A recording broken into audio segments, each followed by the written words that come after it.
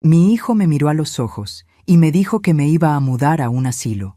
Sonreí, asentí, firmé los papeles y pasé las 2 semanas siguientes dejando que celebrara.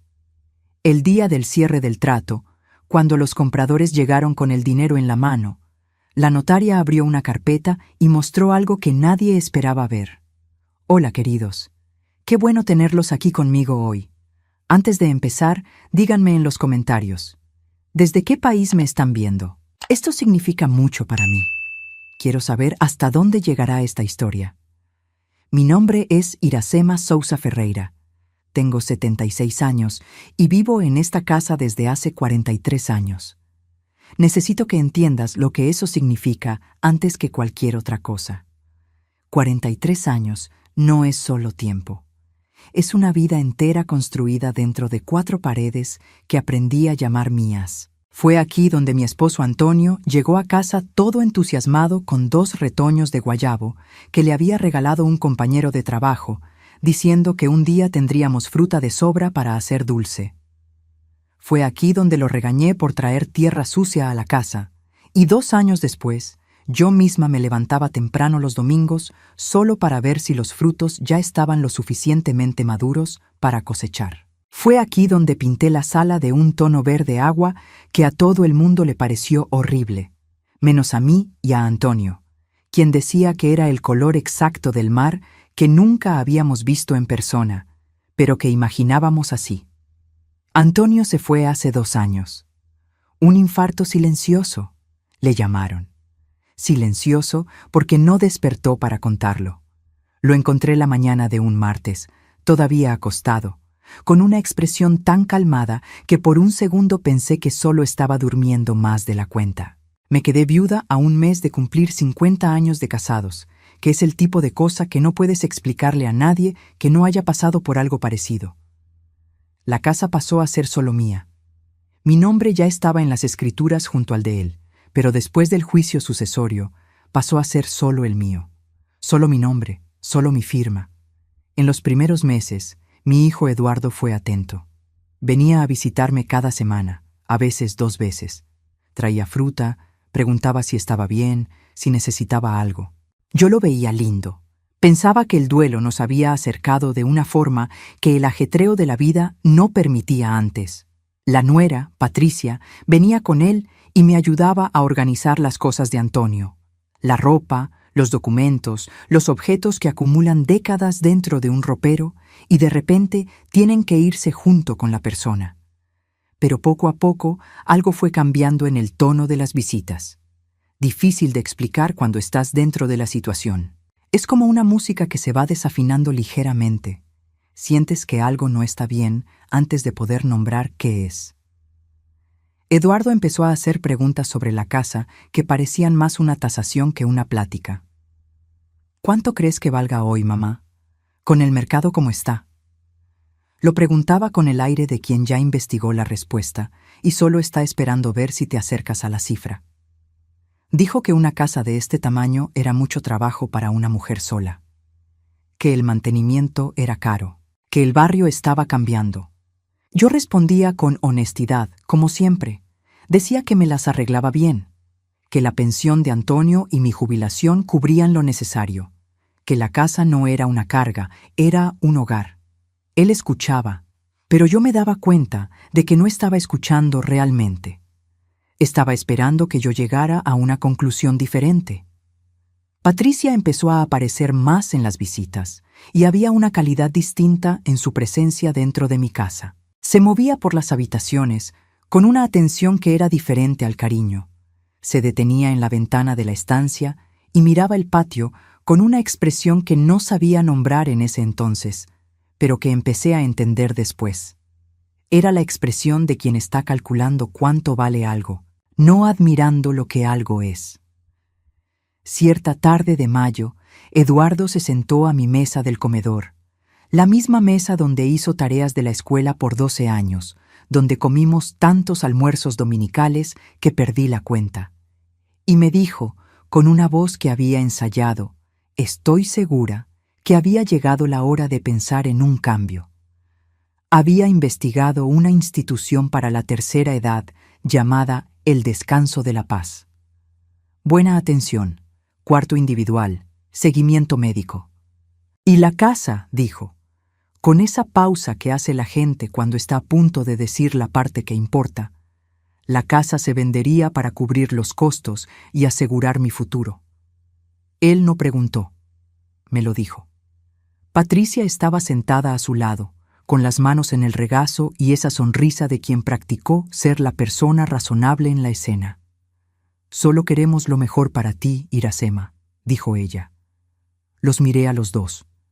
Miré por la ventana, donde se veía un pedazo de los guayabos que Antonio había plantado. Pensé en los 43 años.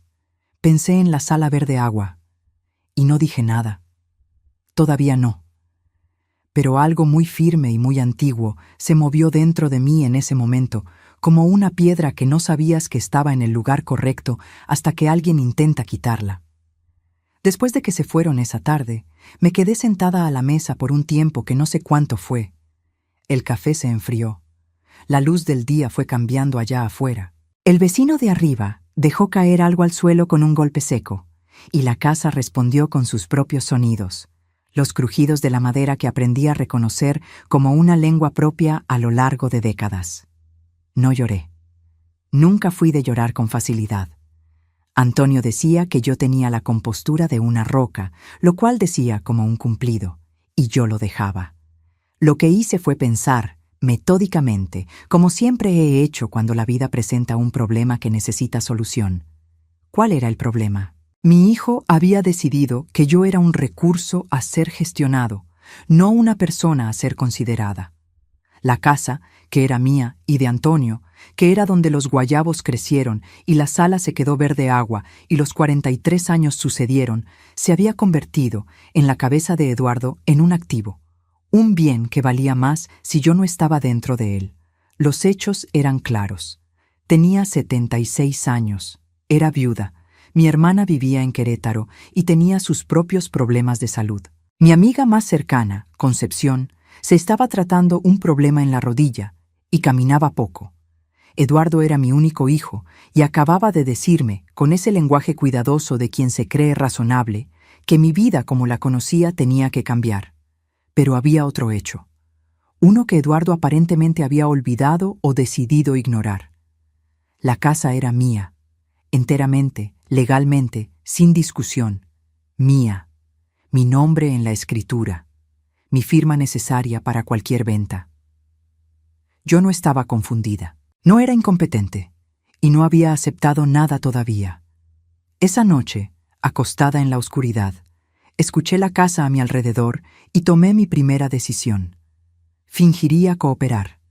A la mañana siguiente, desperté antes que el sol. Preparé café. Me senté en el porche y miré los guayabos por un rato.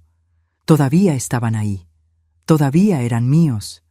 No fui directo al internet, porque tengo 76 años y aprendí a desconfiar de las pantallas que muestran exactamente lo que quieres oír. Fui a la biblioteca pública de la colonia, que queda a 3 cuadras de mi casa y a la que asisto desde que aprendí a leer. La muchacha del mostrador, joven, cabello recogido, lentes grandes, no me preguntó por qué quería libros y materiales sobre derecho inmobiliario, transferencia de inmuebles y legislación para adultos mayores. Simplemente fue a buscar lo que tenía disponible y lo puso frente a mí. Eso lo aprecio de los bibliotecarios. No preguntan el por qué.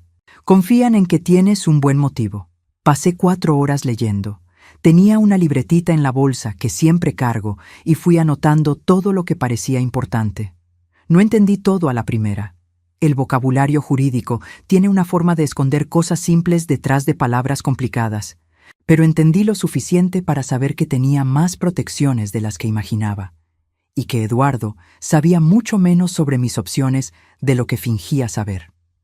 Aprendí que existía algo llamado usufructo vitalicio, que permite al dueño de un inmueble transferir la escritura, pero mantener el derecho de vivir allí hasta morir. Aprendí sobre los derechos que la legislación mexicana garantiza al adulto mayor propietario. Y aprendí, sobre todo, que necesitaba a una persona. No solo información, una persona. Salí de la biblioteca y llamé al despacho de abogados que Concepción había mencionado cierta vez, meses atrás, cuando su hija tuvo un problema de herencia. El nombre de la abogada era la licenciada Fernanda Borges, especialista en Derecho Inmobiliario y Derecho del Adulto Mayor. La secretaria me agendó una cita para el jueves siguiente, con la naturalidad de quien hace eso 200 veces por semana. Volví a casa. Preparé la comida. Cuando Eduardo llamó esa noche para preguntar si había pensado más en la plática, le dije que lo estaba pensando, que el descanso de La Paz parecía un lugar tranquilo. Escuché el alivio en su voz antes de que terminara de hablar. Él creía que la parte difícil había pasado, que su madre había aceptado. Me senté en el sillón de Antonio después de colgar el teléfono. Nunca lo moví del lugar donde él lo puso, nunca lo moveré. Y pensé, Eduardo, hijo mío, cometiste un error muy serio. Confundiste mi silencio con derrota. El jueves por la mañana llegué al despacho de la licenciada Fernanda 10 minutos antes de la hora. El lugar olía a papel y a café recién hecho, lo que me hizo sentir cómoda de inmediato. Ella tendría unos 50 años. Era directa al mirar y me recibió como se recibe a alguien cuyo tiempo vale algo y cuya cabeza funciona bien. Eso importa más de lo que la gente nota. Hay una cierta condescendencia que aparece en la forma en que algunas personas jóvenes hablan con los ancianos. Despacio, con una paciencia exagerada, como si la edad fuera una forma leve de sordera. Fernanda no hacía eso. Hizo preguntas precisas, escuchó las respuestas con atención y no me interrumpió. Se lo conté todo. La muerte de Antonio, la transferencia de la escritura, las visitas de Eduardo, la mirada calculadora de Patricia, la plática en la mesa del comedor. Le conté lo que había leído en la biblioteca. Le conté lo que sospechaba, lo que temía y lo que pretendía hacer. Cuando terminé, se quedó callada unos segundos. Después dijo, «Usted llegó aquí más preparada que la mayoría de mis clientes, con títulos colgados en la pared». Me explicó que, como la casa estaba enteramente a mi nombre, Eduardo no tenía ninguna autoridad legal para venderla, forzar una venta o transferir la propiedad sin mi consentimiento. Todas las pláticas sobre practicidad y planeación futura no tenían el menor valor jurídico. Yo podía simplemente decir que no, y él no podía hacer nada. Pero, como yo misma ya me había dado cuenta, simplemente decir que no era necesariamente mi mejor opción. Si me negaba de frente, Eduardo escalaría el proceso. Tal vez traería médicos. Tal vez sugeriría que yo no estaba en condiciones de tomar mis propias decisiones. La palabra incapacidad es un arma poderosa cuando se usa contra una persona mayor, y yo ya había visto lo suficiente para no descartar eso de las posibilidades de mi hijo. Fernanda me presentó opciones que yo no conocía. Una de ellas era la transferencia del inmueble a un fideicomiso, conmigo como única gestora durante mi vida, y una beneficiaria designada que no fuera Eduardo. Otra medida garantizaría que cualquier venta futura exigiera no solo mi firma, sino una confirmación secundaria del despacho de Fernanda, enviada a la notaría con un plazo mínimo de antelación. Sin esa confirmación, ninguna notaría seria procesaría la transferencia. Platicamos por casi 2 horas. Cuando salí, tenía un plan más completo que cuando entré, y una segunda cita agendada para la semana siguiente. Manejé de regreso a casa al final de la tarde. Hice un té. Me senté a la mesa de la cocina y pensé en lo que había puesto en movimiento. Era aterrador, no voy a mentir. Pero era el tipo de miedo que te mantiene despierta y atenta, no el que te paraliza. La diferencia entre los dos lo es todo. 3 días después, recibí la primera prueba de que Eduardo no estaba siendo solo asertivo. Me estaba engañando activamente. Fernanda había pedido, como precaución de rutina, una búsqueda de los antecedentes registrales del inmueble para confirmar que no hubiera ningún gravamen desconocido. Lo que la búsqueda reveló fue lo siguiente. Alguien había contactado a 2 inmobiliarias de la ciudad pidiendo un análisis comparativo de mercado de mi propiedad. Los contactos se hicieron a nombre de Eduardo Ferreira, presentándose como representante legal del inmueble. No existía tal designación. Yo no le había dado ningún poder a Eduardo. Él no era mi representante legal en nada. Simplemente se presentó ante las inmobiliarias como si lo fuera, y ellas le creyeron y enviaron documentos valuando mi casa en 3.800.000 pesos. Me quedé mirando esa cifra por un buen rato. 3.800.000 pesos. La sala verde agua. Los guayabos. 43 años. Fernanda llamó a aquello conducta prematura y potencialmente engañosa. Yo lo llamé por el nombre que tenía. Mi hijo ya estaba anunciando mi casa sin mi conocimiento, usando una autoridad que nunca le fue otorgada. Pensé en llamarlo. Imaginé su voz, cómo se volvería cuidadosa y explicativa. Mamá, solo estaba investigando, solo buscando información, y tal vez una mujer menos atenta lo habría aceptado. Habría entregado las llaves junto con la dignidad, pero yo había visto el número, y ahora entendía que cualquier afecto genuino que Eduardo tuviera por mí, en ese momento estaba completamente subordinado a ese número. La semana siguiente, firmé la primera ronda de documentos en el despacho de Fernanda. No se lo conté a nadie. Cuando Eduardo llamó preguntando si había pensado más en lo de el descanso de la paz, dije que me estaba convenciendo. Él se quedó satisfecho. Dijo que estaba feliz de que estuviera siendo sensata. Sensata. Repetí la palabra mentalmente después de colgar, me fui a la cama y dormí mejor que en los últimos 2 meses. El plan que Fernanda y yo construimos juntas funcionaba así.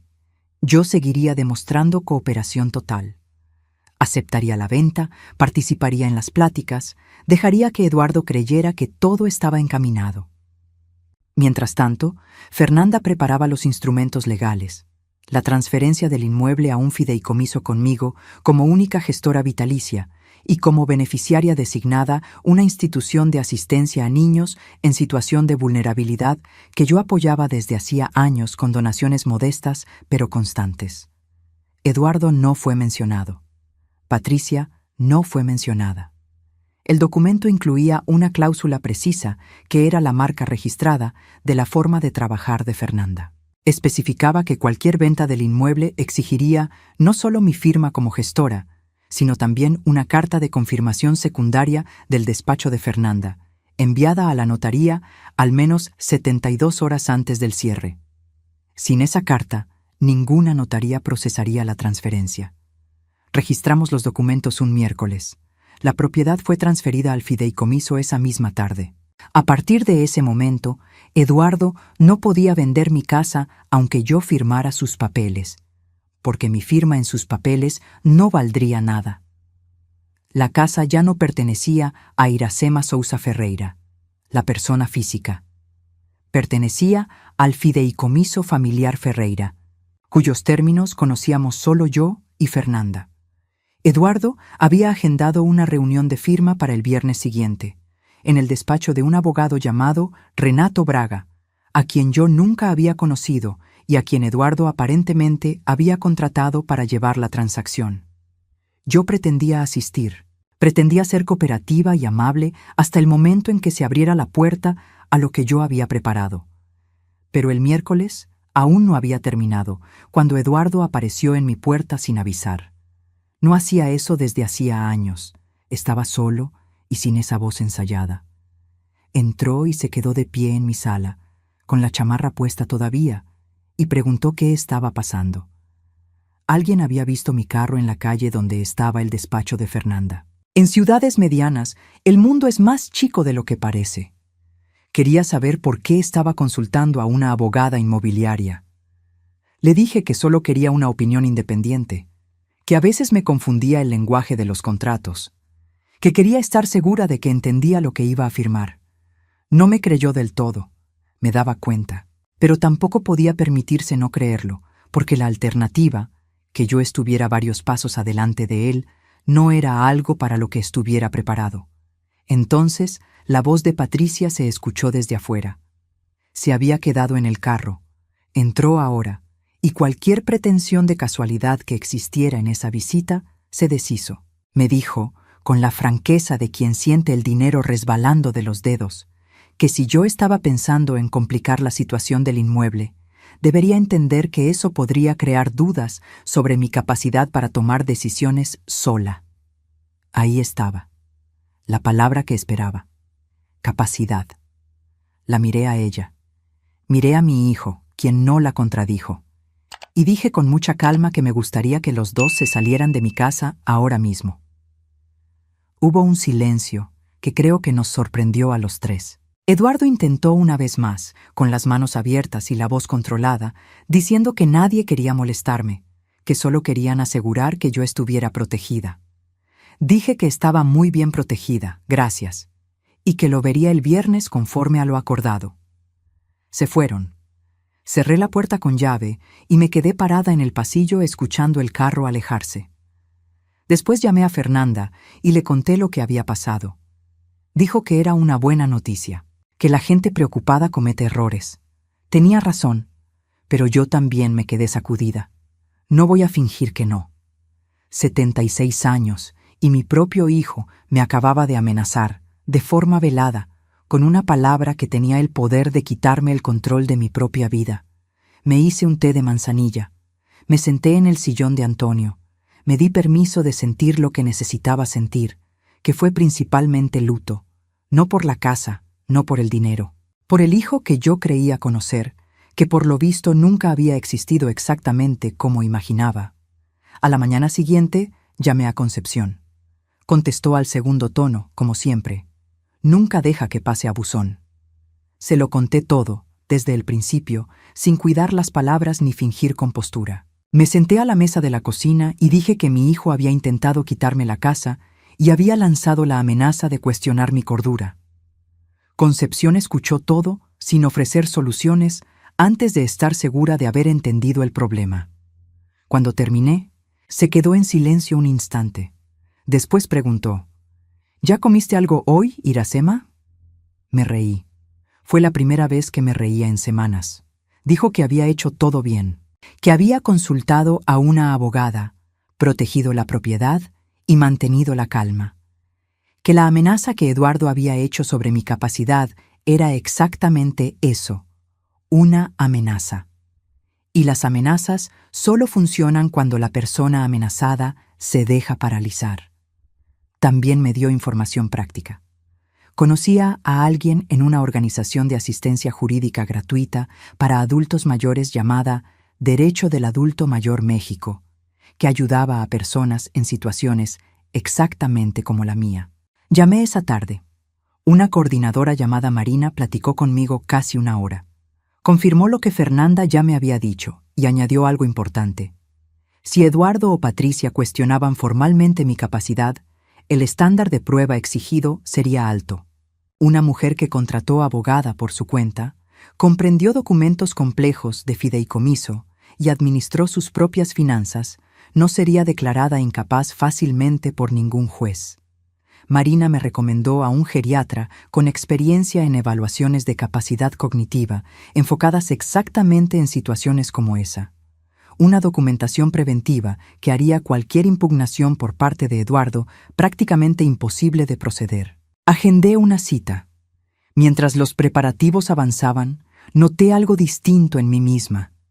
La ansiedad que me había pesado como piedra desde que Eduardo se sentó a mi mesa con su voz ensayada y su futuro planeado para mí no había desaparecido. Pero había cambiado de naturaleza. Se estaba transformando en algo más útil, más enfocado. Ya no era miedo, era determinación. Tenía a Fernanda, tenía a Concepción, tenía a Marina y a la organización de asistencia. Tenía una cita médica agendada. Tenía un fideicomiso cuyos términos Eduardo desconocía. Tenía una reunión pactada para el viernes, que él creía que era un mero trámite. Una semana antes de la reunión, me vi con Fernanda para tomar un café. Revisamos todo con calma. Confirmó el registro del fideicomiso, confirmó la cláusula de la carta complementaria con la notaría y confirmó que el abogado contratado por Eduardo, ese Renato Braga, no tenía conocimiento del fideicomiso porque no había hecho una búsqueda registral independiente. Había creído en la palabra de Eduardo sobre la situación del inmueble.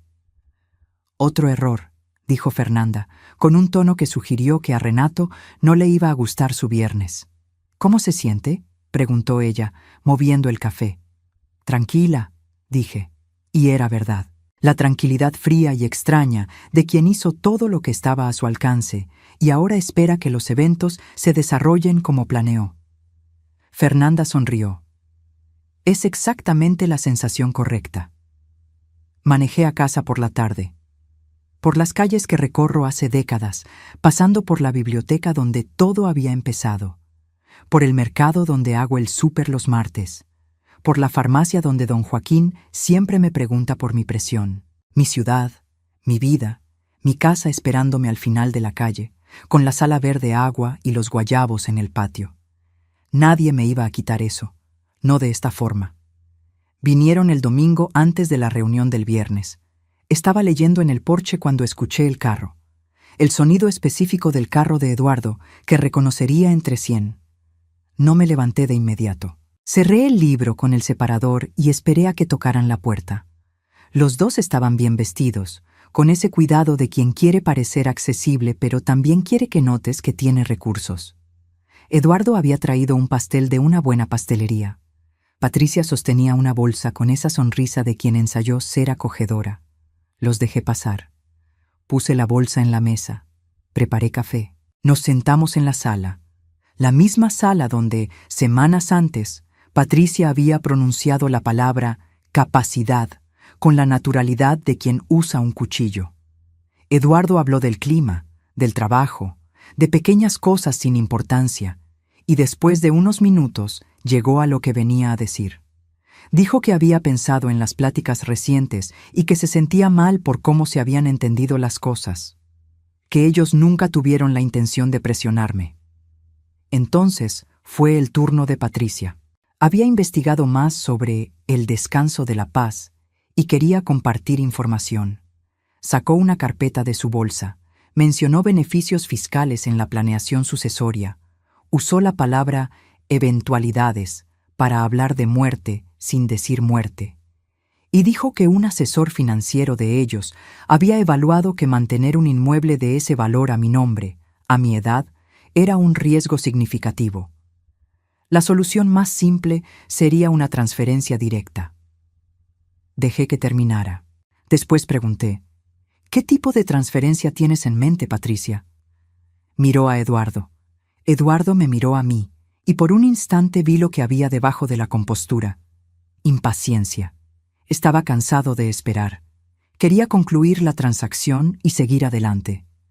Era un hombre mirando un valor que ya se había gastado mentalmente, y el único obstáculo entre él y ese valor era su madre, sentada en el sillón de su padre muerto, haciendo preguntas. Sacó un documento del saco. Explicó que era una escritura de donación que transferiría el inmueble a él y a Patricia para fines fiscales, mediante un acuerdo verbal.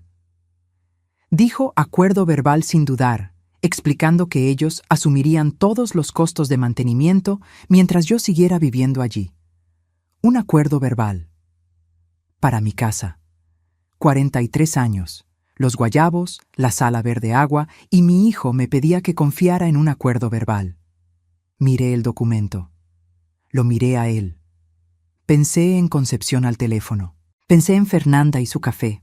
Pensé en Marina y en la carta que me había enviado confirmando mis derechos, y dije, Eduardo, entiendo lo que intentas hacer, y mi respuesta es no. La temperatura en la habitación cambió de inmediato. La sonrisa de Patricia desapareció primero, después la paciencia de Eduardo. Dijo, con una precisión que reveló cuánto había ensayado esa frase, que si yo seguía tomando decisiones así sola, sin consultar a la familia, sería necesario considerar si necesitaba ayuda adicional para administrar mis asuntos. Ahí estaba de nuevo. Esta vez no como pregunta, como afirmación. Lo miré por un largo momento. Mi hijo, el niño al que había arrullado, alimentado, enseñado, cuidado y amado sin condiciones por 50 años. Y dije, ya consulté a una abogada, ya providencié la protección del inmueble y ya fui evaluada por un médico especialista que documentó mi plena capacidad cognitiva. Cualquier cuestionamiento sobre mi capacidad será respondido con esa documentación. Creo que deben irse ahora, dije. Se fueron con la mandíbula apretada y la compostura destrozada. Me quedé en la ventana viendo el carro partir. Mis manos estaban firmes. Mi respiración estaba calmada. Por debajo de todo, había un hilo de algo que solo puedo llamar determinación absoluta.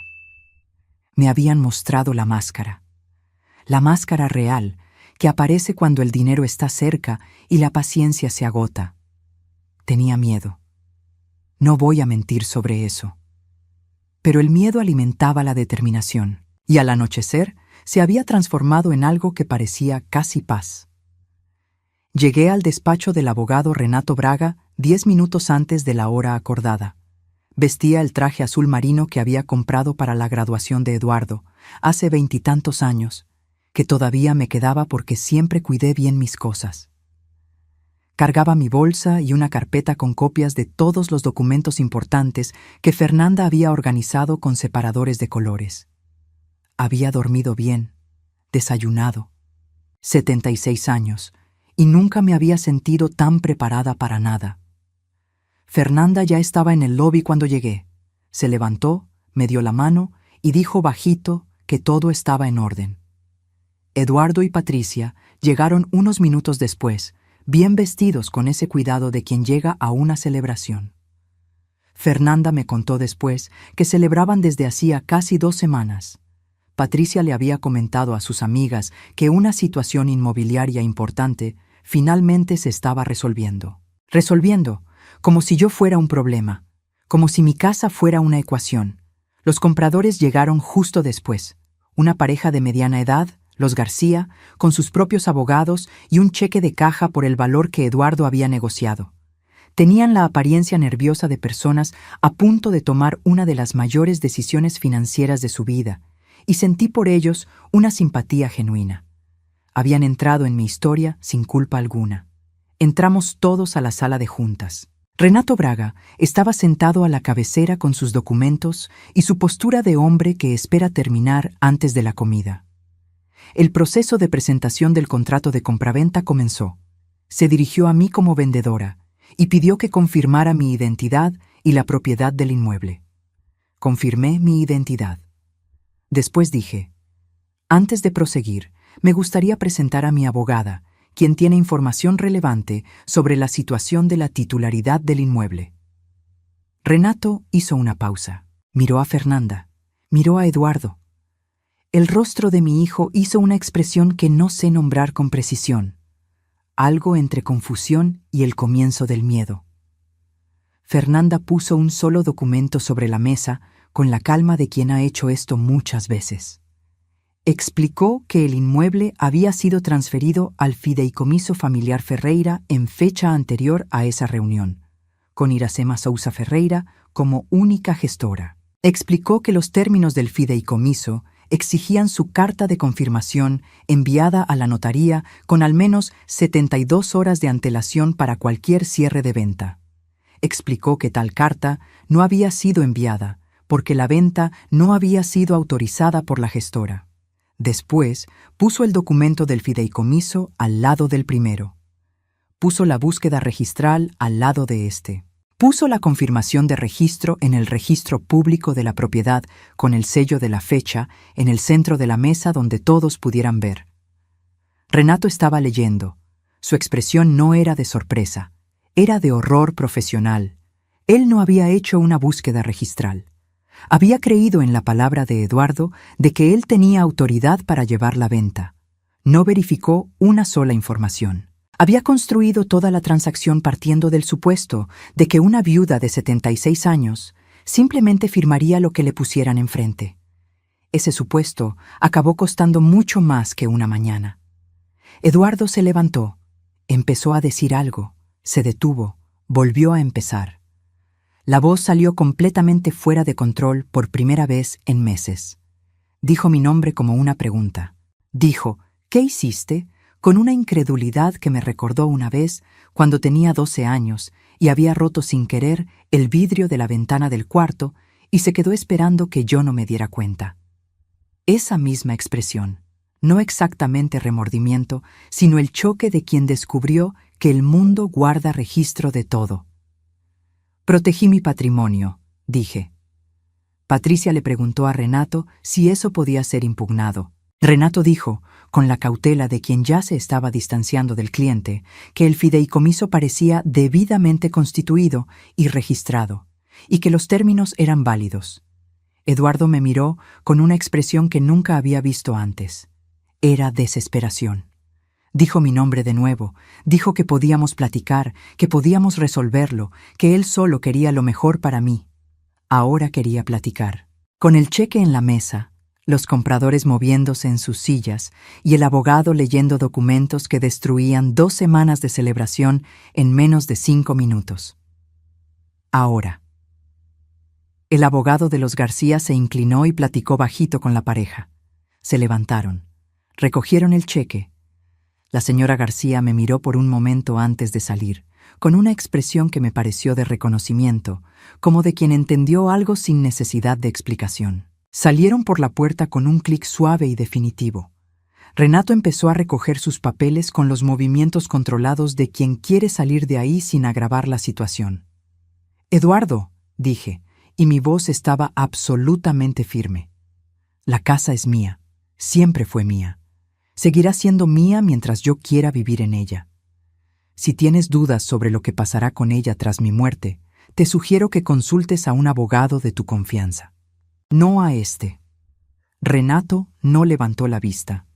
Tomé mi carpeta y mi bolsa, le agradecí a Fernanda y salí de esa sala de juntas. Crucé el lobby, empujé la puerta de vidrio y salí a la luz del sol de la mañana allá afuera, donde el cielo estaba azul y el aire tenía ese olor específico de fin de invierno que siempre me gustó. Me quedé parada en la banqueta por un instante, solo respirando. Solo en ese momento me di cuenta de cuánto había estado conteniendo. Los hombros se relajaron. El sol calentaba mi cara.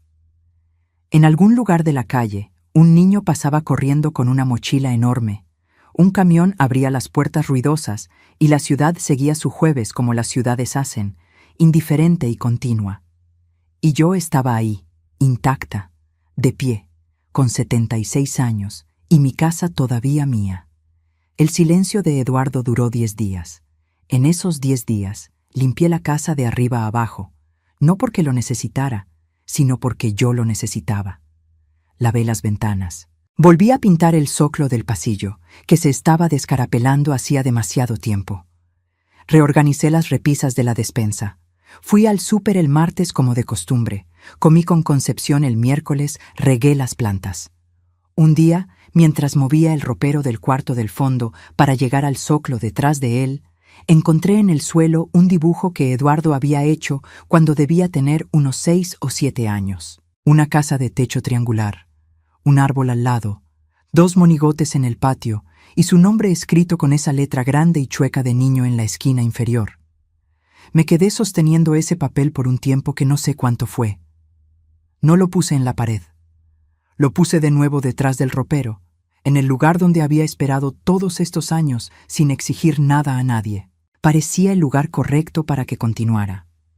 En el 10º día, llamé al vivero que uso hace años y encargué 2 nuevos pies de guayabo para el patio, porque 2 de los originales se habían secado en el invierno anterior.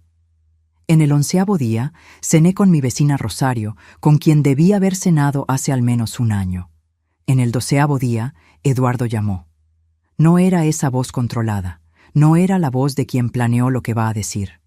Era su voz, la que no oía hacía meses. Dijo que quería disculparse, dijo que se había comportado mal, dijo que tenía mucho que pensar sobre quién estaba siendo sin darse cuenta. Escuché la disculpa completa sin interrumpir, sin intentar aliviar la situación antes de que terminara. Él necesitaba decirlo todo, era parte de lo que hacía la disculpa genuina. Cuando terminó, dije, «Creo que estás arrepentido, Eduardo. Y creo que algunas cosas quedaron claras en esta historia sobre quién eres y qué estás dispuesto a hacer, cosas que no puedo simplemente borrar». Empezó a hablar. Dije, platiqué con Fernanda, actualicé mi planeación. El fideicomiso se queda como está. Dependiendo de tus elecciones de aquí en adelante, tu posición como beneficiario de cualquier cosa que yo deje puede o no cambiar con el tiempo. Eso dependerá de tu comportamiento. No de mi enojo, No estoy enojada, pero estoy siendo clara. Hubo un silencio. Después dijo que entendía. Preguntó si iba a ir a el descanso de la paz. No, Eduardo, dije. Me voy a quedar en casa, voy a plantar nuevos guayabos y voy a vivir mi vida. No respondió de inmediato. Cuando lo hizo, la voz era más baja. Está bien, mamá, dijo. Pero las consecuencias no terminaron ahí. El mundo no se resuelve cuando un enfrentamiento acaba. Renato Braga registró una comunicación interna sobre el error de debida diligencia antes de que cualquiera tuviera la oportunidad de hacer una queja formal. Una especie de control de daños preventivo. Se negó a seguir representando a Eduardo en el caso, que en la práctica ya no tenía caso, pero el gesto dijo mucho. La Asociación de Agentes Inmobiliarios recibió una consulta sobre las 2 inmobiliarias que habían proporcionado análisis de mercado de mi propiedad con base en la información de Eduardo, quien se había presentado como representante legal sin serlo. Fernanda hizo esa llamada sin drama y sin pedir disculpas, como siempre hacía. Se abrieron investigaciones. Nada criminal fue identificado porque nada exactamente criminal se había hecho. Pero la anotación existía. Y como Fernanda me dijo, esas anotaciones tienen la costumbre de aparecer en momentos inconvenientes. Eduardo y Patricia habían gastado dinero que aún no tenían. Patricia había dado un depósito para un departamento más grande. Habían hecho planes de mudanza con base en un activo que esperaban recibir y que nunca llegó. El depósito perdido no era poco, y había un préstamo pedido a los padres de Patricia basado en el valor que esperaban de la venta. Sus padres no quedaron nada contentos. Por lo que llegué a saber de forma indirecta, y quiero ser honesta, esta información llegó filtrada por la red de conocidos que las ciudades medianas inevitablemente crean. Hubo pláticas prolongadas y tensas sobre el dinero. Su padre, un hombre que construyó su propio negocio y tenía opiniones firmes sobre planeación financiera, fue particularmente severo. El préstamo fue cobrado íntegramente. El pago exigió sacrificios que se manifestaron de formas sutiles. Las vacaciones que no tomaron, el carro que no se cambió, el gimnasio que Patricia canceló. La reputación de Renato Braga sufrió de la forma discreta en que las reputaciones sufren en comunidades profesionales donde la información circula rápido entre las personas adecuadas. Había cometido un error básico de diligencia y eso se supo. No perdió el despacho, pero la calidad de la clientela cambió. 2 meses después de la reunión, los García encontraron otra propiedad. Una casa de 4 recámaras en una calle tranquila de la colonia de al lado, más adecuada para ellos de lo que la mía habría sido, según comentó su abogado de paso. Me dio gusto genuino por ellos. Habían entrado en mi historia sin culpa y merecían un final feliz. Actualicé el testamento. Fernanda elaboró documentos revisados que especificaban la distribución del patrimonio con más claridad. La institución de asistencia a niños siguió siendo una de las beneficiarias. Añadí otras. El Fondo de Educación de la Nieta de Concepción. Una contribución a la biblioteca pública de la colonia, donde una muchacha de lentes grandes me había entregado una pila de libros sin preguntar por qué. Una cantidad para la organización de asistencia jurídica al adulto mayor que me había ayudado a entender mis derechos. Cada elección parecía intencional. Cada una decía algo sobre quién era yo y lo que valoraba, lo cual, creo, es el propósito correcto de una planeación sucesoria. No un castigo, un retrato. Eduardo no fue excluido completamente, pero su parte fue sustancialmente reducida, y el fideicomiso especificaba condiciones bajo las cuales podría ser accedida a lo largo del tiempo.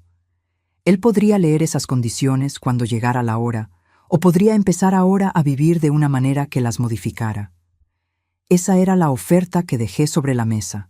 No el perdón, no todavía, tal vez nunca completamente, pero sí la posibilidad de un futuro diferente, ganado por elecciones diferentes. Era lo máximo que una madre podía ofrecer. Era también, creo, la consecuencia justa. No un castigo por sí mismo, sino el resultado lógico de sus elecciones, con una puerta que permanecía entreabierta. Guardé la bolsa que Patricia había traído aquel domingo. Lavé el recipiente. Fuera lo que fuera que Patricia había puesto ahí, y confieso que lo tiré sin probarlo, lo que me pareció mezquino y completamente justificado. El recipiente era de buena calidad y no había motivo para desperdiciarlo. Al mes siguiente, lo usé para llevarle sopa de verduras a Rosario, que estaba agripada después de nuestra clase de bordado. Dijo que era el mejor caldo que había probado en años. No le conté el origen del recipiente. Algunas historias es mejor dejarlas donde están. En julio, los nuevos retoños de guayabo ya se estaban estableciendo en el patio. No estaban tan frondosos como los originales. Necesitarían 1 o 2 estaciones más para llegar a la altura correcta. Pero estaban vivos y creciendo, con ese verde joven y lleno que las plantas nuevas tienen cuando pegan bien. Encontré una cierta satisfacción en esa continuidad que no intenté analizar demasiado. Algunas cosas hablan por sí solas. Tomé café en el porche en las mañanas, lo suficientemente frescas para eso. Miré los retoños desde mi silla. Pensé que a Antonio le habría gustado. Él nunca prestó mucha atención a los guayabos específicamente. Eran las frutas lo que amaba, no los árboles, pero siempre notaba cuando el patio estaba bien cuidado. Siempre comentaba: mi vida volvió a la normalidad. O mejor dicho, tomó una nueva forma que combinaba con la mujer en la que me había convertido durante esos meses. Tenía el número de Fernanda en el celular. Tenía el contacto de Marina, de la organización de asistencia. Tenía a Concepción, que empezó a llamar cada semana en vez de esperar a que yo llamara primero. Un pequeño cambio en el ritmo de nuestra amistad que significó más de lo que puedo expresar con facilidad. Me inscribí en una clase de bordado en el centro comunitario los lunes por la tarde. Siempre había tenido ganas de ir y siempre había puesto una excusa para no hacerlo. No era particularmente talentosa, pero me gustaba la concentración que exigía, el silencio productivo del salón, las mujeres alrededor con sus bastidores y sus historias. La instructora, una señora llamada Noemí, que había trabajado décadas en una fábrica de ropa antes de jubilarse, tenía una manera de hablar sobre colores y puntadas que me parecía genuinamente interesante. Empezamos a tomar café antes de la clase y después de unas semanas a platicar por teléfono las noches de miércoles. Sin que ninguna de las dos lo hubiera planeado, se convirtió en una de las personas que yo consideraba mías. Viajé. Nada extraordinario. Un fin de semana largo a Puerto Vallarta, que Antonio y yo siempre dijimos que queríamos conocer, pero nunca fuimos. Caminé por el malecón en el calor de octubre, comí pescado embarazado en un restaurante con vista al agua, me senté en la arena una tarde y me quedé mirando el mar que imaginaba del color de mi sala verde agua, pero que era, en realidad, mucho más vivo y agitado que cualquier pared. Sentí allí algo que no sentía hace mucho tiempo. Simplemente estar presente, sin calcular el siguiente paso, sin monitorear la expresión de nadie, solo allí, con el viento y el ruido de las olas. 2 semanas después visité a Concepción, que se había mudado a Puebla después de la cirugía de rodilla. Pasamos 4 días sentadas en su terraza por la noche, platicando como se platica cuando la amistad tiene más de 30 años, sin necesidad de un tema específico, porque lo importante no es el tema. Dormí profundamente todas las noches que estuve allá. Dijo que me veía 10 años más joven. Dije que ella estaba siendo parcial. Ella dijo que eso no le quitaba la razón. Eduardo volvió en agosto. Vino solo. Patricia no estaba con él, lo que me dijo algo sobre el estado de las cosas entre ellos. Se sentó a mi mesa del comedor sin encontrar una forma natural de empezar la plática. Hablaba, se detenía, volvía a empezar.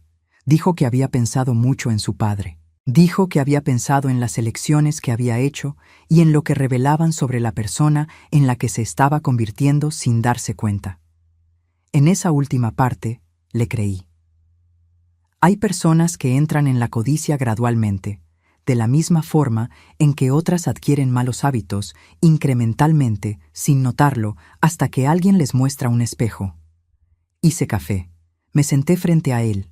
Escuché como una madre que no dejó de amar a su hijo, pero que dejó de creer que el amor exige la entrega total de sí misma. Platicamos casi 2 horas.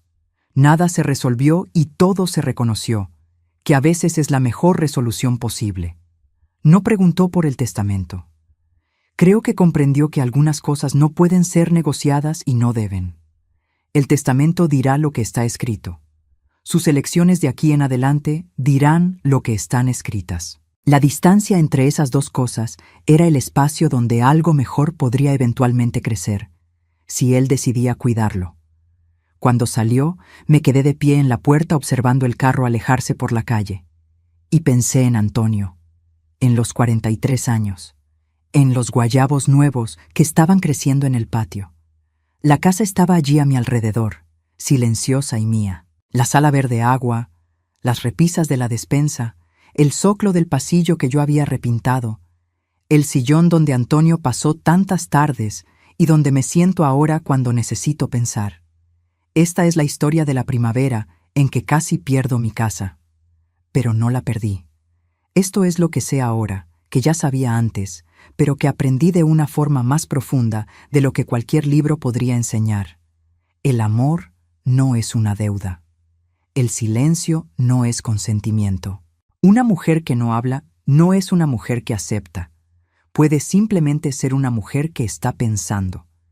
Y la paciencia, esa paciencia que la gente confunde con resignación, con debilidad, con una vieja que no entiende lo que está pasando a su alrededor, puede ser, cuando es necesario, la preparación más eficaz que existe. Si alguien en tu vida ya confundió tu paciencia con derrota, espero que te acuerdes de esto. Hay una foto de Antonio en mi buró. Está en el porche de esta casa, un domingo de hace años, sosteniendo un guayaba con la expresión de quien está muy satisfecho con algo que plantó. La miro por la mañana cuando despierto y a veces le digo, «Buenos días», en voz alta, lo cual es el tipo de cosa que solo haces cuando tienes 76 años y sabes que no hay nadie para que le parezca extraño. «Buenas tardes, Antonio», digo. «La casa todavía está aquí. Yo todavía estoy aquí. Los guayabos están creciendo de nuevo». Y él, con esa expresión en la foto, parece no estar para nada sorprendido. Si esta historia tocó algo en ti, cuéntame en los comentarios qué habrías hecho en mi lugar. ¿Habrías reaccionado de otra forma? ¿Habrías cedido? Tus historias importan, y sospecho que muchos de ustedes conocen este tipo de dolor mejor de lo que les gustaría. Y si llegaste hasta aquí, ya me hiciste un gran favor. ¿Pero te puedo pedir uno más? Suscríbete al canal, dale like a este video, y compártelo con alguien que necesite escuchar esto hoy. Cada suscripción y cada like ayuda a que esta historia llegue más lejos, a más casas, a más corazones. Y si quieres ser parte de una comunidad que se apoya, que intercambia historias reales y que cree que no es tarde para nada, considera hacerte miembro del canal. Hay un botón aquí cerquita. No te vas a arrepentir. Muchas gracias por escucharme. Hasta la próxima.